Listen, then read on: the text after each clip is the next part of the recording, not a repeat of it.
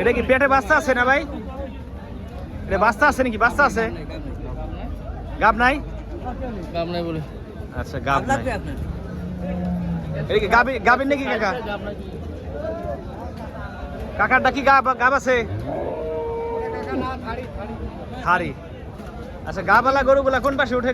গাব এই পাশের সাইজের গুলো। আচ্ছা আচ্ছা। প্রিয় সম্মানিত ভিউয়ার্স, আজকে দেখাবো টেপখোলা হাটে যেগুলার বাচ্চা পেটে বাচ্চা আছে, গাবিন গরুগুলা সরাসরি দেখাবো।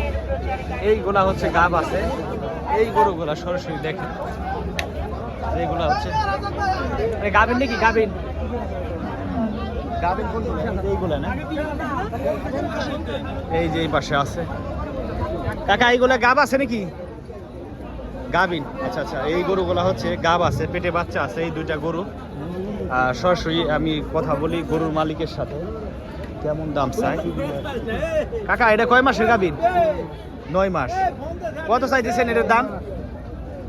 দাম কত চাইতেছেন? ও কাকা কত চাইন? 1,80,000 টাকা দাম চাচ্ছে। গাব আছে, যে উল্টা পাল্টা একটু বেশি বেশি চাইলো কাকা।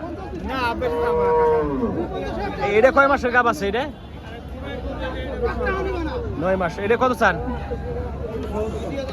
1,70,000। দাম মেলা বেশি বেশি চা হয়ে গেল না? আসলে পরে কমাই দিবেন? আচ্ছা আচ্ছা, আসলে পরে কমাই দিবেন। এটা কি গাব আছে নাকি? কষাই। আচ্ছা আচ্ছা। এইদিকে হচ্ছে আরো গরু আছে। টেপাখোলা হাটে সামনের দিকে আগাচ্ছি, আপনাদের গরু দেখাচ্ছি।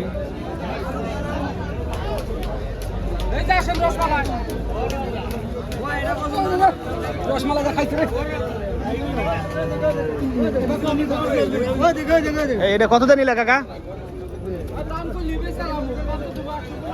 এই যে একটা গরু কিনে নিয়ে যাচ্ছে টেপাখোলা হাট থেকে। এই যে গরু ফিজিয়ান, এই যে গরুটা কিনে নিয়ে যাচ্ছে টেপাখোলা হাট থেকে।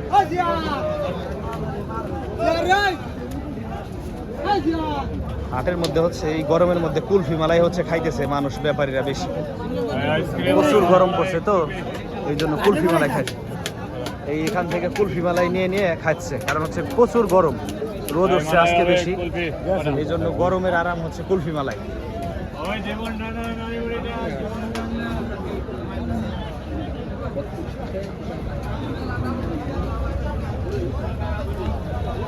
বলদ দেখি কত চাইছেন? বলদ এটা 2,40,000। আপনি পালছেন বাড়িতে? কিনে আনছে? মাংস কয় মন আছে এটা? 8 মন। 2,40,000 টাকা দাম চাচ্ছে বলদ গরু। 8 মন মাংস আছে, আনুমানিক 8 মন। আচ্ছা, দাম দর হইতেছে এটা কেমন দাম হচ্ছে? 205। বেশি দেখি না না? আচ্ছা, বলদ গরু। এটা আপনার বাড়ি ক্রস নাকি? বাড়ি ক্রস। কত চাচ্ছেন? 2.5 লক্ষ টাকা। দাঁত ভাঙছে? 2টা দাঁত ভাঙছে। 2.5 লক্ষ টাকা দাম চাচ্ছে। বাটি ক্রস সার গরু।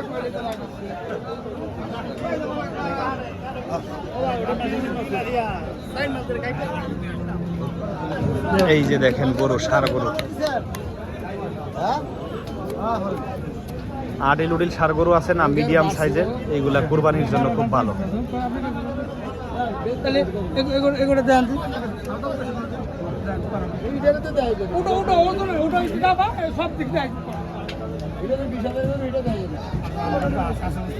দাম হইতেছে ওই যে গরু লেজ ধরে দেখতেছে ব্যাপারীরা। গরু যারা কিনবে এরা হচ্ছে দেখতেছে গরু কেমন দাম করা যায়, কেমন দামে দিবে, সরাসরি কথা বলবে। আরে কাকারে লাগতে পারছো?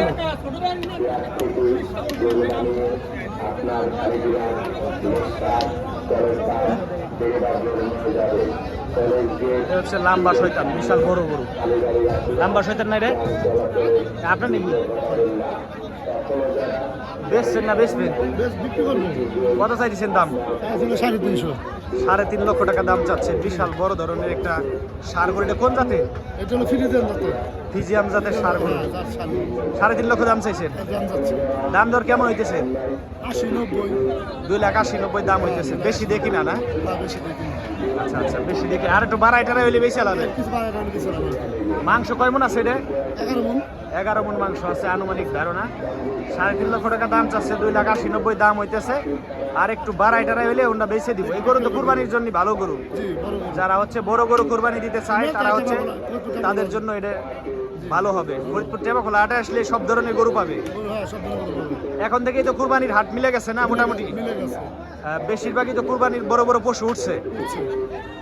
ভালো থাকবে না?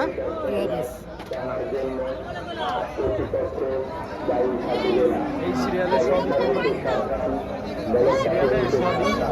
কুরবানির গরু দেখতে পাচ্ছেন। ছোট ছোট সাইজের মধ্যে এই গরুগুলো হচ্ছে কুরবানির গরু।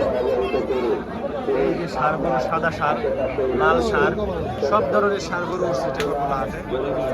আর একেবারে ছোট সাইজের ষাঁড় গরু একটা দেখাই, যে ছোট গৃহস্থ যারা আছেন, যাদের হচ্ছে ক্যাশ কম, তাদের জন্য হচ্ছে এই যে ছোট ষাঁড় গরু। এই গরুগুলো হচ্ছে ছোট কাস্টমারের জন্য, যারা হচ্ছে সিঙ্গেল কুরবানি দিবেন তাদের জন্য হচ্ছে এই গরুটা। এই উস্তাদ, এই গরুর মালিক কো? মালিক নাই?